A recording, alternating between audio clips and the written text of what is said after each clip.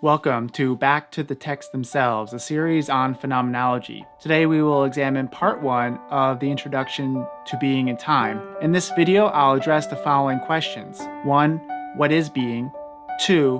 Why should we inquire into its meaning? And 3.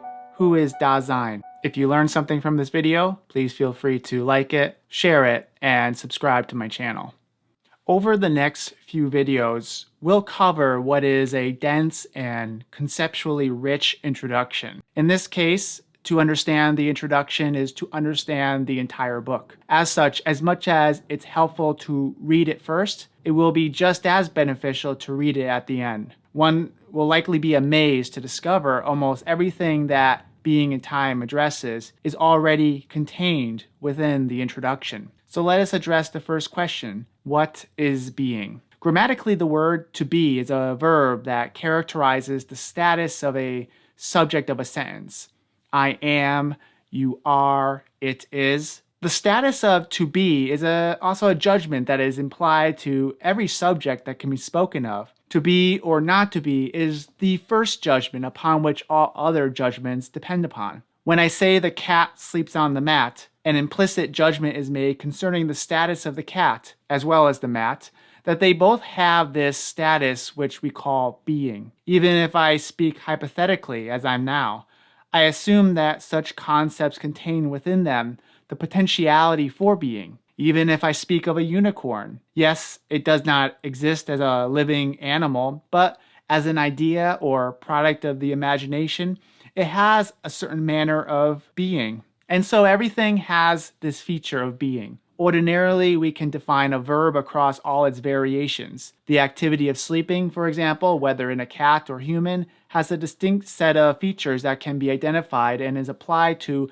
a circumscribed set of things, in this case animals. What set of features can be attributed to the activity of being when it's a characteristic of everything?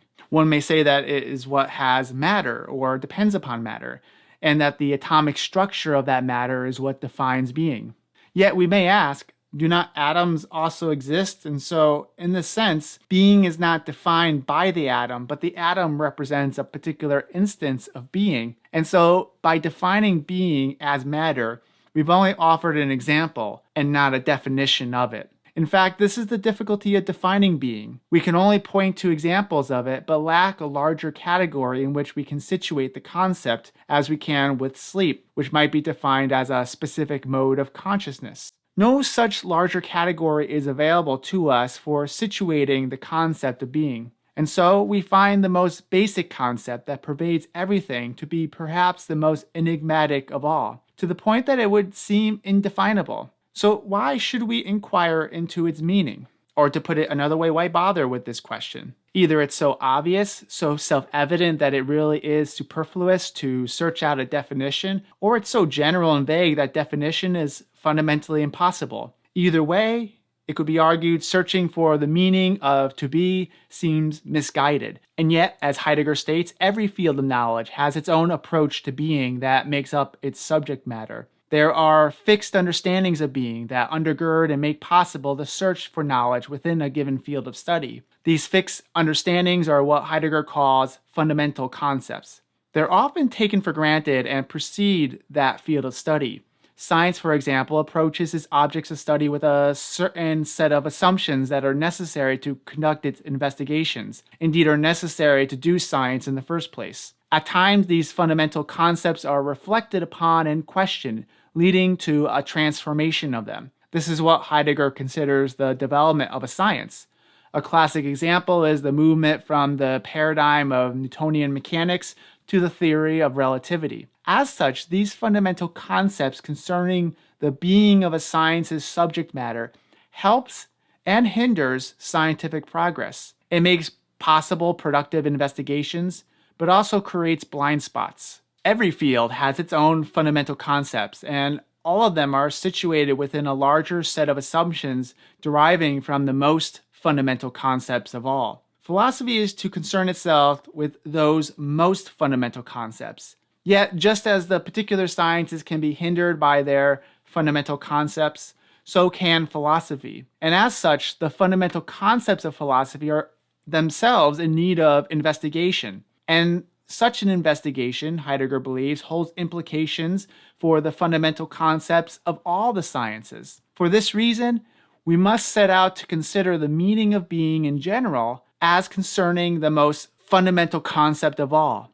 This leads to an important terminological distinction among types of investigations. Ontical investigations concern regional, specific beings that belong to particular fields of study, and it's a search for categories to understand those beings. The natural sciences are a kind of ontical investigation, but so are certain philosophical analyses that do not implicate being in general. Then there are ontological investigations, which do concern themselves with being in its broadest possible scope, searching for the existential structures of being as opposed to the categories of beings. As we'll soon see, though it is crucial to maintain the difference between the ontic and the ontological, they're intimately related and inform one another. Let us take up our final question for today: who is Dasein? So, assuming you're on board with the importance of the question, how would we go about such an investigation into it? This is where Heidegger takes an unexpected turn, asking what it means to even ask a question. He states that questioning is a kind of seeking that is directed by the thing in question. And as such, questioning becomes a knowing search, guided by what is being investigated. One can see here a similar argument in Plato's dialogue, the Meno, where the question is raised as to how one can inquire into knowledge without already having some knowledge about the object of inquiry. The act of questioning is thus guided by a preliminary and unthematized understanding of being. Yet, another important dimension of questioning the meaning of being is that the questioning implicates the questioner as well, who is, in fact, a being. There are several implications of this analysis of questioning. First, to even ask a question requires having some preliminary and perhaps unformulated sense of what being is. Second, the questioner is implicated in the very answer, since what the questioner seeks, being, is what the questioner, in some sense, already is. In other words, the questioner is a kind of being who is inquiring into the meaning of its being. Consequently, formulating the question of the meaning of being requires first considering the one who is doing the asking, to consider whether there is not always already a kind of relation between the two, between my being in particular and being in general, that needs to be described before asking about being as such. Heidegger gives the name Dasein to this particular being that has a unique relationship to being in general.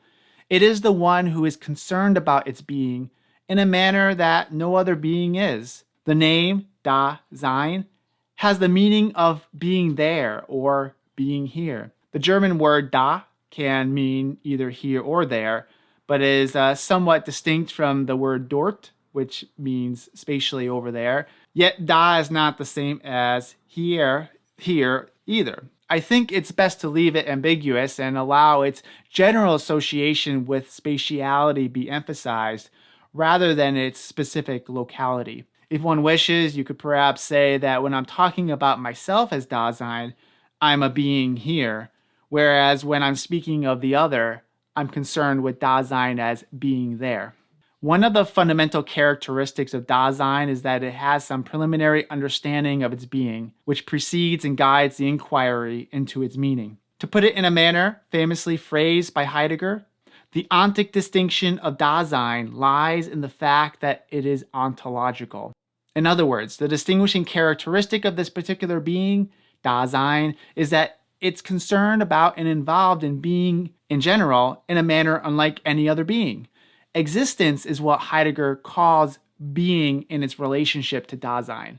So we have to keep this in mind, that the term existence has a very particular usage here and is not fully interchangeable with the term being. Existence is a relational term between being and a particular being, Dasein. Now, Dasein always understands itself in terms of its existence. And now here we're given an additional understanding of existence as Dasein's possibility to be itself or not be itself. Dasein may choose possibilities or stumble upon them. It decides its existence in relation to such possibilities, whether taking advantage of them or neglecting them. The questioning and understanding of one's existence with its particular set of possibilities, Heidegger calls existentiell.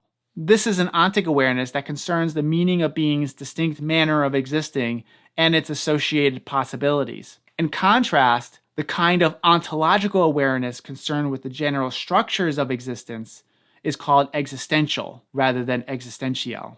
The ability to consider the existential structures must be considered in light of the ontic and existentiell considerations of Dasein. In other words, we must move from the particular to the general, from the historically situated existence of Dasein to the general structures of existence that point us toward the meaning of being in general.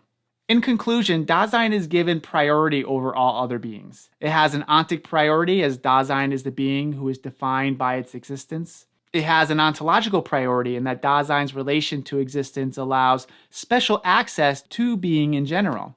Together, this gives rise to the ontic ontological priority of Dasein, making it a particular kind of being that is a nexus point for moving back and forth between ontical and ontological, or existentiell and existential. Heidegger is quick to clarify that this prioritizing of Dasein has nothing to do with the question of subjectivity or of raising subjectivity above all else, as is typically associated with the modern period. And we can add to this that it has nothing to do with prioritizing consciousness. We'll get a better sense of why this is important as we proceed through the text. And with that, we'll end today's video. In the next video, we will examine Part 2, Section 5 of the Introduction to Being in Time. Thank you for watching. Until next time, be well.